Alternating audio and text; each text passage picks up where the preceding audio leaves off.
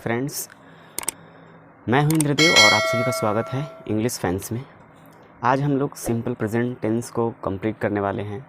इसके पहचान के बारे में जानेंगे और इसके स्ट्रक्चर्स के बारे में सीखेंगे कि कैसे हम लोग हिंदी से इंग्लिश में बहुत ही आसानी से कन्वर्ट कर सकते हैं।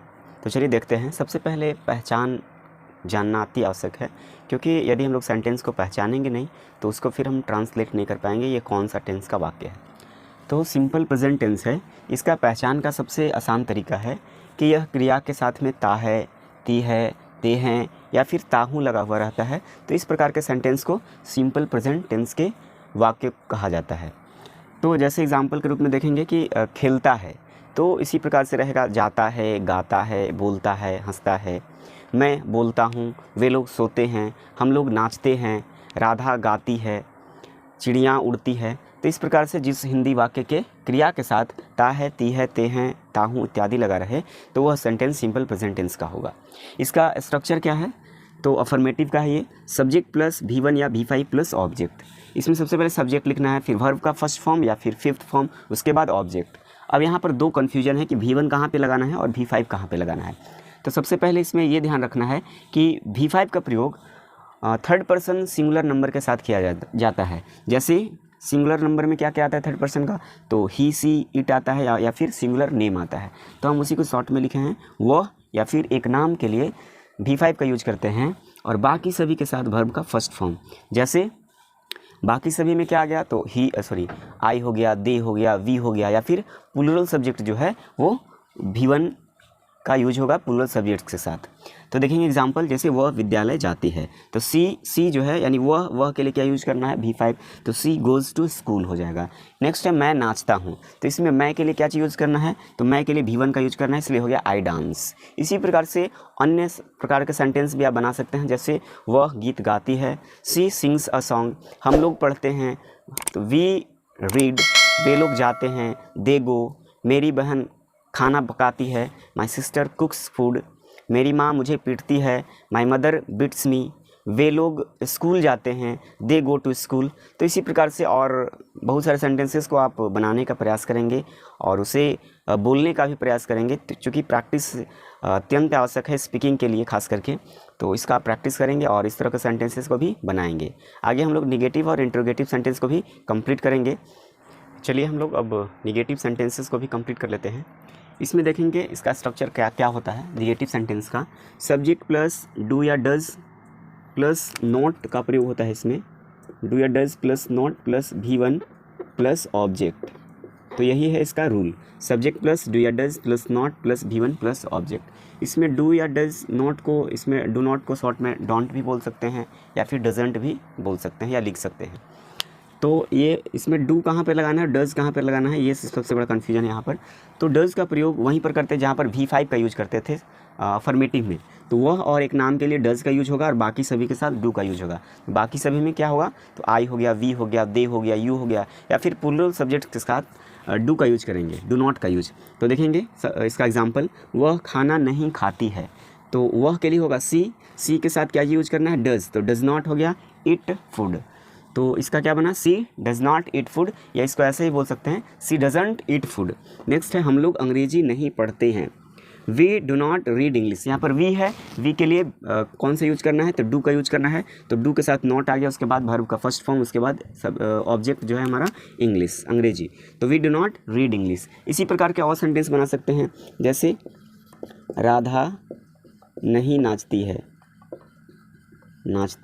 तो इसका क्या हो जाएगा, राधा चूँकि नाम है इसके लिए क्या चीज़ यूज होगा, तो डज यूज होगा, राधा डज नॉट डांस या राधा डजंट। इसको डज नॉट को हम लोग शॉर्ट में डजंट भी लिख सकते हैं, डजंट, राधा डजंट डांस।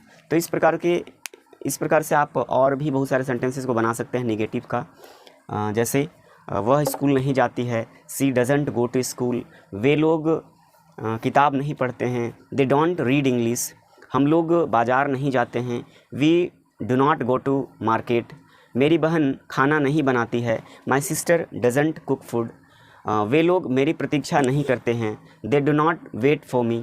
तो इस प्रकार से आप सिंपल प्रेजेंट टेंस का, निगेटिव का और भी सेंटेंस को ट्रांसलेट कर सकते हैं आसानी से और इसे इंग्लिश में कन्वर्ट भी कर सकते हैं इस रूल के माध्यम से। आगे हम लोग इसका इंट्रोगेटिव रूल्स को देखते हैं, सिंपल प्रेजेंट का इंट्रोगेटिव रूल्स। तो चलिए हम लोग इंट्रोगेटिव सेंटेंस को कंप्लीट करने वाले हैं इसमें। तो इंट्रोगेटिव सेंटेंस में सबसे पहले इसका स्ट्रक्चर को देखेंगे। तो इसमें सबसे पहले होता है क्वेश्चन वर्ड प्लस डू या does plus subject plus verb का फर्स्ट फॉर्म प्लस ऑब्जेक्ट और लास्ट में क्वेश्चन मार्क का यूज करते हैं। तो इसमें देखेंगे डू और डज का यूज जो है वो क्वेश्चन वर्ड के बाद तुरंत होता है, या फिर इसको हम लोग WH वर्ड्स भी कहते हैं, जैसे वाट हो गया, वेन हो गया, वाई हो गया, वेयर, वेन ईवर। तो इस प्रकार के जो भी वर्ड होते हैं WH वाले वर्ड, उसको क्वेश्चन वर्ड के रूप में हम यहाँ पे लिखे हुए हैं QW। उसके बाद डू या डज, उसके बाद सब्जेक्ट, उसके बाद वर्ब का फर्स्ट फॉर्म, उसके बाद ऑब्जेक्ट और लास्ट में क्वेश्चन मार्क। तो इसमें देखेंगे इसका एग्जांपल है डू और डज कहाँ लगता है, हम लोग नेगेटिव सेंटेंस में देख चुके हैं। वह और एक नाम के लिए डज का या फिर थर्ड पर्सन सिंगुलर नंबर में डज का यूज होता है और बाकी सभी के साथ डू का। तो जैसे एग्जांपल है क्या आप मुझे जानते हैं, तो यदि क्या वाक्य के पहले आए तो उसमें हम लोग उसमें कोई क्वेश्चन वर्ड नहीं होता है और क्या का हम लोग कोई भी अंग्रेजी नहीं लिखते हैं। यदि क्या वाक्य के बीच में आता है तभी हम उसका अंग्रेजी लिखते हैं। तो क्या हो जाएगा, इसमें क्या पहले है तो डू या डज को पहले कर देंगे, ये इसमें गायब रहता है। तो डू, उसके बाद सब्जेक्ट लिखना है तो आपका यू, उसके बाद वर्ब का फर्स्ट फॉर्म यानी कि जानना का नो, और उसके बाद ऑब्जेक्ट मी। तो डू यू नो मी, क्या आप मुझे जानते हैं।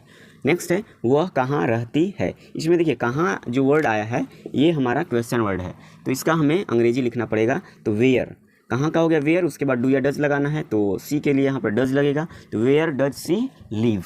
उसके बाद है वे लोग क्या करते हैं, इसमें क्या बीच में आ रहा है तो क्या का अंग्रेजी लिखना होगा, ये WH वर्ड है तो इसका क्या का अंग्रेजी हो जाएगा वाट। तो वाट हो गया। उसके बाद वे लोग के लिए डू का यूज होगा, why do they do, sorry what do they do, यानी वे लोग क्या करते हैं। उसी प्रकार से आगे सोहन स्कूल क्यों नहीं जाता है। इसमें क्यों जो है हमारा क्वेश्चन वर्ड है, तो क्यों का अंग्रेजी सबसे पहले वाई लिखा हुआ है। तो why does Sohan not go to school.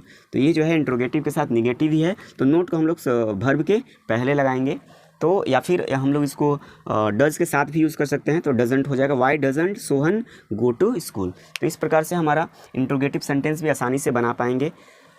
और इसमें बहुत सारा सेंटेंस जो है इससे आप बनाने का प्रयास करेंगे, जैसे क्या तुम मुझे पढ़ाते हो, डू यू टीच मी, क्या वे लोग यहाँ आते हैं, डू दे कम हेयर, क्या वह मुझे जानती है, डज सी नो मी, क्या वे लोग अंग्रेजी सीखते हैं, डू दे लर्न इंग्लिश, क्या गीता गीत गाती है, does Geeta sing a song.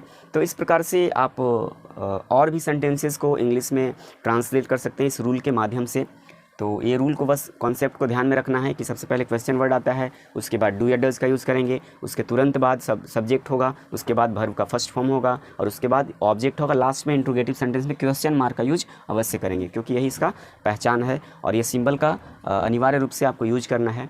तो इस प्रकार से हम लोग इंट्रोगेटिव सेंटेंसेस को भी आसानी से ट्रांसलेट कर पाएंगे और इसे आप निरंतर बोलने का प्रयास करें, ताकि ये आपको बोलने में काफ़ी हेल्प करेगा। और इस तरह के सेंटेंसेस का काफ़ी ज़्यादा यूज है स्पोकन में, तो इसको आप कंप्लीट कर लेंगे। और मुझे उम्मीद है कि आप सिंपल प्रेजेंट टेंस का अफर्मेटिव और निगेटिव और साथ ही साथ इंट्रोगेटिव भी अच्छी तरह से समझ चुके होंगे। तो आज का ये वीडियो सेशन यहीं पर समाप्त होता है। पुनः हम लोग नेक्स्ट वीडियो में नेक्स्ट टेंस को लेकर मिलेंगे। तब तक के लिए धन्यवाद। Love you all.